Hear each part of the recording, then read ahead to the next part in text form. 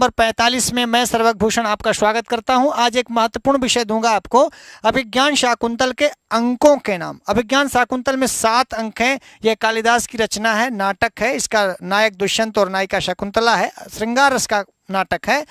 तो इसमें बहुत बार सवाल पूछ लेता है कि भैया चतुर्थ अंक का नाम क्या है, प्रथम अंक का नाम क्या है। अभिज्ञान शाकुंतल से द्वितीय अंकस्य नाम किम, तृतीय अंकस्य नाम किम, चतुर्थांकस्य नाम किम, ऐसे बहुत बार सवाल पूछता है। श्लोक भी पूछता है कि पहले अंक में कितने श्लोक हैं, दूसरे अंक में कितने श्लोक हैं, तीसरे अंक में कितने श्लोक हैं। इस प्रकार के सवाल जनरली पूछे जाते हैं। तो आज हम लोग केवल अभिज्ञान शाकुंतल जो कालिदास की विश्व प्रसिद्ध नाटक रचना है उसमें 7 अंकों का नाम और उनके श्लोकों की बात समझेंगे। एपिसोड नंबर 45 प्रतियोगी संस्कृतम नामक यह एपिसोड, 44 एपिसोड आप पढ़ चुके हैं।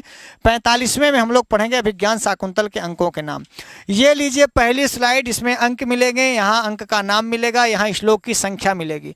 पहला अंक, दूसरा अंक, तीसरा अंक, देखो प्रथम द्वितीय तृतीय लिखा है। पहले अंक का नाम आश्रम प्रवेश है, दूसरे अंक का नाम आश्रम निवेश है, तीसरे अंक का नाम मिलन अंक है ना। तो पहले अंक में 34 श्लोक हैं, दूसरे में 18 हैं और तीसरे में 24 हैं। ये पूरी ये एक डायग्राम है, इसे आप समझ लें। राजा सबसे पहले आश्रम में प्रवेश करता है। जब राजा प्रवेश करता है तो वहाँ के ऋषिगण निवेदन करते हैं कि हमारे यहाँ यज्ञ होता है कि यहाँ ठहरा जाए, तो ठहरने को निवेश कहते हैं। तो राजा से जो निवेदन हुआ, राजा रुक जाता है, क्योंकि पहले जब प्रवेश करता है तो शकुंतला का दर्शन कर चुकता है। इसीलिए पहले अंक का नाम प्रवेश हुआ, दूसरे में निवेश माने ठहरना, अपना वहाँ बुरिया बिस्तर रख दिया, और तीसरे में वो मिलता है किससे, शकुंतला से मिलता है। इसी में भरत पेट में आ जाते हैं, गर्भ में आ जाते हैं। ये तीसरा अंक है, मिलन अंक है।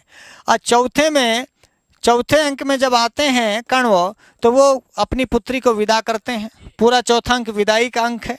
टीजीटी के प्रश्न पत्र में ये है चौथा अंक, इसीलिए विदा अंक है। क्यों विदा अंक है ये बता रहा हूँ। पहले में राजा का प्रवेश, दूसरे में राजा का आश्रम में निवेश माने ठहरना, तीसरे में शकुंतला से मिलन और चौथे में विदाई। क्रम से चलना, कभी भूलेंगे नहीं। और 5वें में जब वो शकुंतला जाती है तो दुष्यंत मना कर देता है कि मेरी तो शादी नहीं हुई, मैं तो आपको पहचानता ही नहीं, मैं तो आपको जानता ही नहीं। इसको कहते हैं प्रत्याख्यान, माने मना करना, माने डिनाई करना। हाँ, क्या कहते हैं, उपेक्षा करना। तो उसकी संस्कृत है प्रत्याख्यान। जब शकुंतला ने इतना प्यार किया और इवन दुष्यंत का पुत्र शकुंतला के गर्भ में पल रहा है, ऐसे में जब प्रत्याख्यान हो गया कि भाई हम तो शादी ही नहीं की, हम तो कभी मिले ही नहीं, कण्व के शाप की वजह से इस प्रकार की स्थिति आई थी, कहानी आपको पता है। इसीलिए 5वां अंक प्रत्याख्यान होगा। प्रत्याख्यान के बाद 6वें में पश्चाताप होता है। पश्चाताप दुष्यंत को भी है, जब वो जानता है अंगूठी मिल जाती है धीवर के हाथ में तो उसको बहुत पश्चाताप होता है, और यह पश्चाताप 6वें अंक में होता है। और पश्चाताप शकुंतला को भी है कि हम ऐसे व्यक्ति से विवाह क्यों किए।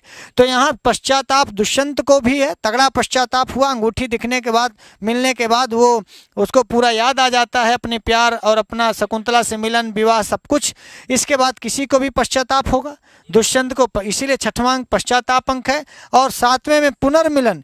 पुनर्मिलन इसलिए कि एक बार मिलन हो चुका, तीसरे में एक बार मिलन हुआ था, तभी तो गर्भ में सर्वदमन आ गया था, भरत पेट में आ गया था। तो वो एक संयोग था, मिलन था। और फिर यहाँ पर 7वें अंक में हेमकूट पर्वत पर मारीच और अदिति के सामने दुष्यंत जाता है, शकुंतला के पैरों पर गिर पड़ता है और अपने बेटे भरत और भरत के साथ शकुंतला से मिलता है। तो फिर से ये पुनर्मिलन है। तो इस सिस्टम से समझना है आपको, अंकों का नाम ना भूले, इसलिए सिस्टम समझ लीजिए। सिस्टम समझ गए होंगे। राजा का प्रवेश किस अंक में, प्रथम अंक में। तो आश्रम प्रवेश कौन सा अंक होगा, पहला अंक, कोई दिक्कत। हिरण का पीछा करते हुए राजा आश्रम में प्रवेश करता है। आश्रम मृगोयम न हंतव्यो न हंतव्य राजन, ऐसा बात सुनते हैं आप पहले अंक में। तो आश्रम प्रवेश हमेशा पहला अंक होगा। फिर राजा से वो लोग निवेदन करते हैं कि महाराज कण्व नहीं है, यहाँ पर राक्षस लोग उत्पात कर रहे हैं, हम लोग यज्ञ कर रहे हैं, कृपया जब तक यज्ञ हो तब तक आप ठहर जाएं। तो आश्रम में ही राजा ठहर जाता है। बोलो हाँ। तो यही आश्रम निवेश है। निवेश माने रुकना या ठहरना। और तीसरे में वो समय निकाल करके, इतना बड़ा आश्रम है, एक तरफ यज्ञ हो रहा है, एक तरफ इन लोगों का यज्ञ हो रहा है, मिलन यज्ञ हो रहा है। तो तीसरे में आप देखेंगे अनसुईया और प्रेमदा के सहयोग से दुष्यंत और शकुंतला का मिलन हो जाता है। इसलिए तीसरा अंक मिलन अंक है। बोलो हाँ। सत्यप्रकाश भैया, तुम्हारो मिलन अंक हुआ ना, मिलन। हाँ, अब चौथे में जब कर्ण लौट करके आते हैं सोमनाथ से, सोम तीर्थ से, तो वो शकुंतला को विदाई की तैयारी करते हैं। अर्थो ही कन्या पर की एवं तामद्य संप्रेष्य परिगृहीतु जातो ममायम विशदो प्रकामम प्रत्यर्पितन्याश इवांतरात्मा, ये विदा अंक है। और पांचवें में जब वो जाती हैं तो ये दुष्यंत जो है हस्तिनापुर में शकुंतला का को मना करने का मतलब प्रत्याख्यान करना, ना पहचानना। प्रत्याख्यान मतलब ना पहचानना, अपरिचित होना। और छठवें में फिर जब वो अंगूठी मिलती है तो राजा पश्चाताप करता है छठवें अंक में। सातवें में पुनर्मिलन। तो सातों अंकों का नाम मेरे ख्याल से आपको समझ में आ गया होगा। चौथे अंक में 22 श्लोक हैं, पांचवें में 31, छठवें में 32 और सातवें में 35, कुल मिलाकर 196 श्लोक हैं अभिज्ञान शाकुंतल में। ये तो संख्यात्मक योग है। फिर से एक बार देख लीजिए इसको। पहले अंक का नाम आश्रम प्रवेश, श्लोक 34। दूसरे अंक का नाम आश्रम निवेश, श्लोक संख्या 18, देख लें 18 श्लोक हैं। तीसरे अंक का नाम मिलन, इसमें श्लोक हैं 24। कितने हैं? 24। ध्यान रखिएगा, दूसरे अंक में सबसे कम श्लोक हैं, 18 श्लोक सबसे कम श्लोक है सातों अंकों में, ठीक है। और सबसे ज़्यादा है 35, सातवें में सबसे अधिक। चौथे अंक विदा अंक है, इसमें कुल 22 श्लोक है। 22वां श्लोक है अर्थो ही कन्या पर की है, वो पहला श्लोक है विचिंतयन्ति यमनन्य मानसा, चौथे अंक का। और पांचवा अंक है प्रत्याख्यान अंक, 31 श्लोक हैं। छठवां अंक है पश्चाताप अंक, 32 श्लोक हैं। सातवां पुनर्मिलन अंक है, 35 श्लोक हैं। 196 अभिज्ञान शाकुंतल में। कहीं कहीं 195 मिलता है। तो यहाँ देखिए पांचवें में 31, 32, 35, हाँ 31, 32, 35। और चौथे में 22 सबको पता है, हाँ। और सबसे छोटा 18 पता ही है, तब का बचाव 34, 18, 24। पहले में देखो 34 है और यहाँ 24 है तीसरे में, और यहाँ सबसे छोटा 18 है। तो 34 यहाँ 24, 24 10 34, या 34 में 10 घटा दो 24 हो जाएगा। तो 34 और 24 पहला तीसरा, और दूसरे में हाँ दूसरे चौथे में 18 22, 18 22, हाँ। और फिर 31 32 35, 5 6 7, यही हो जाएगा। कर लेंगे, याद हो गया होगा, पक्का याद हो गया ना।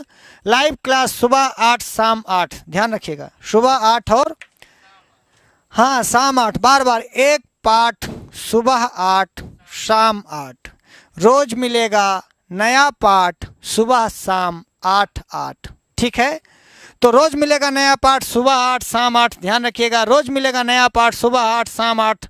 आपको सवेरे सवेरे 8 बजे यूट्यूब चैनल खोल करके बैठ जाना है निश्चित रूप से। हाँ, ब्रश करते समय नहीं कि ब्रश कर कर थूकते रहो, हम संस्कृत पढ़ाते रहें।